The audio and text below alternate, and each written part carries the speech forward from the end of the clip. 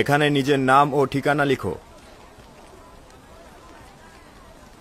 আমরা হলাম 10 ভাই।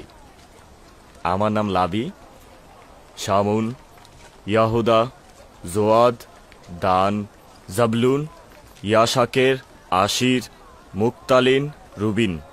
ইয়াকুবের সন্তান, ক্যানান থেকে এসেছি। বুঝলাম তোমরা 10 ভাই, কিন্তু তেবসে কেন এসেছো?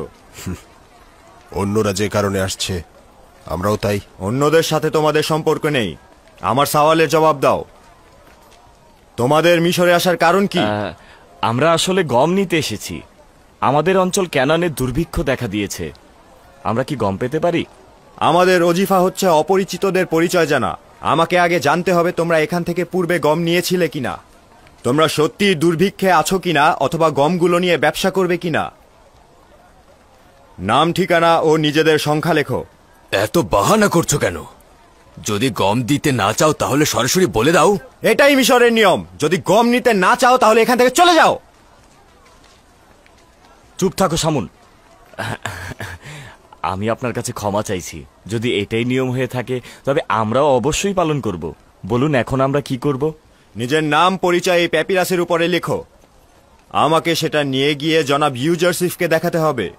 জবাব না আসা পর্যন্ত ওই সদর দরজার পেছনে অপেক্ষা করো। অবশ্যই অপেক্ষা করব। এ আর এমন কি, তাই না?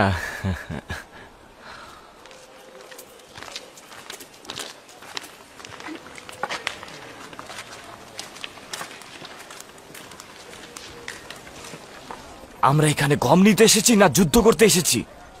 সব জায়গায় ঝামেলা করার অভ্যাস করে ফেলেছো।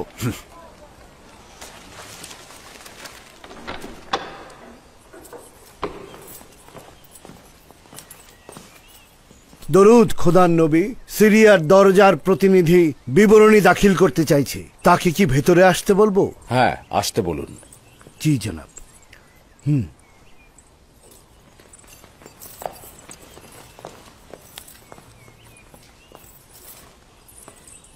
দরুদ আলী জনাব। খোদাবন্দের দরুদ তোমার উপরেও। বলো আমাকে, কি খবর এনেছো? আলী জনাব, গত সপ্তাহে কিছু বিদেশি সিরিয়ার সীমান্ত দিয়ে তেবসে প্রবেশ করেছে। তাদের সংখ্যা ছিল 390 জন।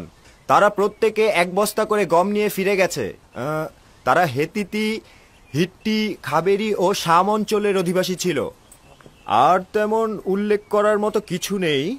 তবে 10 জন ভাই ক্যানানের অধিবাসী মিশরে প্রবেশ করতে চাইছে। তাদেরকে সদর দরজায় অপেক্ষা করতে বলেছি। ক্যানান? 10 জন ভাই? জি আলী জনাব। তাদের নাম জিজ্ঞেস করনি? জি আলী জনাব, তাদের নাম ও ঠিকানা এখানে লেখা রয়েছে।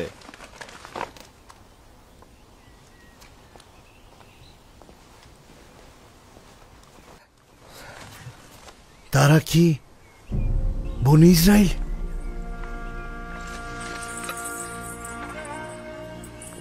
কি হলো খোদার নবী? খারাপ কিছু ঘটেছে?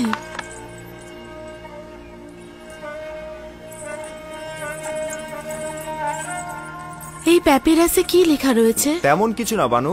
10 জন ক্যানানের অধিবাসীর নাম ও ঠিকানা। জনাব মালিক, তাদেরকে ইজ্জত ও সম্মানের সহিত জনাব অখুনাতুনের রাজমহলে নিয়ে আসুন।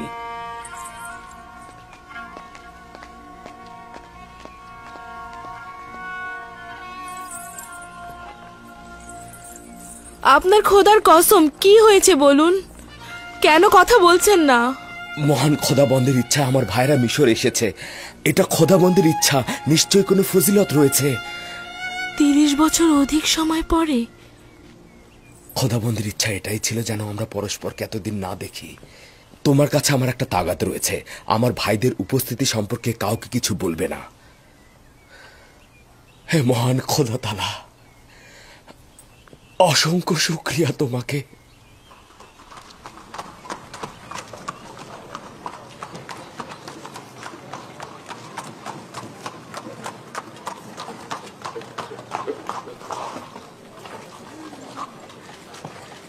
কোথায় তারা?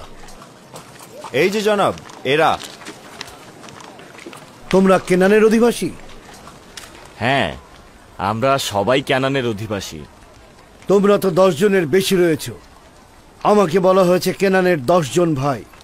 আমরাই 10 ভাই, আর বাকিরা ক্যানানের অধিবাসী। আমি আজিজে মিশরের পক্ষ থেকে এসেছি। যদি তোমরা অপমানিত হয়ে থাকো কিংবা তোমাদের সময় নষ্ট হয়ে থাকে, তার জন্য আমি ক্ষমা চাচ্ছি। তোমরা 10 জন তেবুসে প্রবেশ করতে পারো। আমি প্রতিনিধি হিসেবে আজিজে মিশরের কাছে তোমাদের নিয়ে যাব। তাহলে আমাদের বাকি ক্যানানিদের কি হবে? তারা গম ক্রয়ের জন্য যেতে পারে, আর তোমরা আমার সঙ্গে এসো। কিন্তু আমরা 10 জন কেন? এটা তো জানি নে। আজিজে মিশরের কাছে সওয়াল করবে। তোমরা সবাই এসো।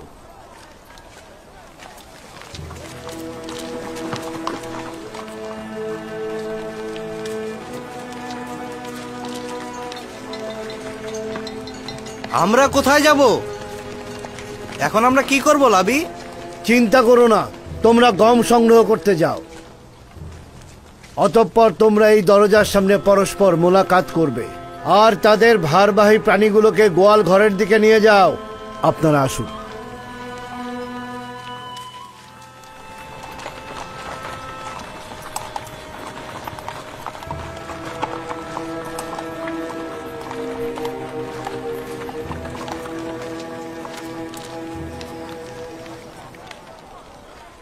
আমার মাথায় কিছুই ঢুকছে না। কেন এত কঠোরভাবে বাধা দেয়া হলো, আবার এখন এত নমনীয় কেন? আজিজে মিশরি বা কেন আমাদের রাজমহলে দাওয়াত দিলেন? এই কঠোরতা সদর দরজার প্রতিনিধির মূর্খতা ছিল। এই নম্রতা আজিজে মিশরের ফরমানে বাস্তবায়িত হচ্ছে, আর এই মেহমানদারি তার নির্দেশেই পালিত হচ্ছে। মিশরের জনগণ ইউজারশিপকে অত্যন্ত ভালোবাসে। সেও সকলের প্রতি অত্যন্ত মেহেরবান, তবে সবাইকে রাজমহলে দাওয়াত করেন না। এই দাওয়াতের দলিল সম্পর্কে নিজেরাই সওয়াল করে জেনে নিও। আমি বলতে পারছি না, ঠিক আছে?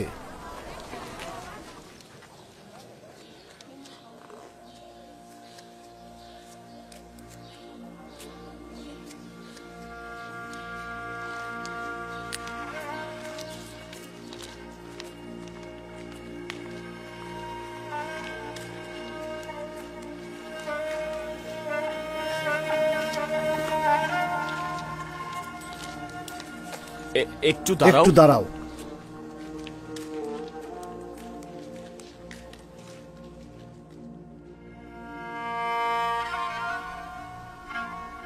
দেখো ওয়াসনাত, এরা হচ্ছে আমার ভাইজান। তাদের আমি ভালো মতো চিনতে পারছি না। এটা মিশরের বাদশাহ অখন আতনের রাজমহল। তোমরাই প্রথম বিদেশি যাদের এই রাজমহলে প্রবেশের অনুমতি দেয়া হয়েছে। হ্যাঁ, ওই যে মালিকের সঙ্গে সঙ্গে যে রয়েছে সে হচ্ছে লবি। তাকে খুব ভালোভাবে স্মরণে আছে। আমার সর্বোৎকৃষ্ট ভাই, যে আমাকে হত্যার হাত থেকে বাঁচিয়েছিল। হায় খোদা, তাদের চুলগুলো একেবারে সাদা হয়ে গেছে। সময় তাদের কেমন বিবর্ণ বানিয়ে দিয়েছে।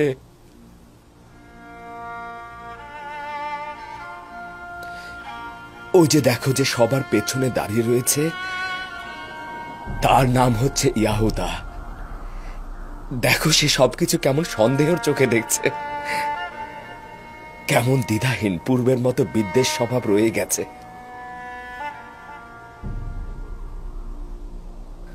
হায় খোদা, তারা বেশ বয়স্ক আর অসহায় হয়ে গেছে। আশা করছে আমার ভাই বেনিয়ামিনও তাদের মধ্যে রয়েছে। কারো কারো মাথার চুল আর দাড়ি পুরোপুরি সাদা হয়ে গিয়েছে। ওয়াসেনাথ, তার মানে তো তারা আমাকে চিনতে পারবে না। চিন্তা করবেন না, আপনি তো সকলের ছোট ছিলেন। আপনার বেশি পরিবর্তন হওয়াটাই তো স্বাভাবিক। তাও এই লেবাস পরে আছেন। আসুন।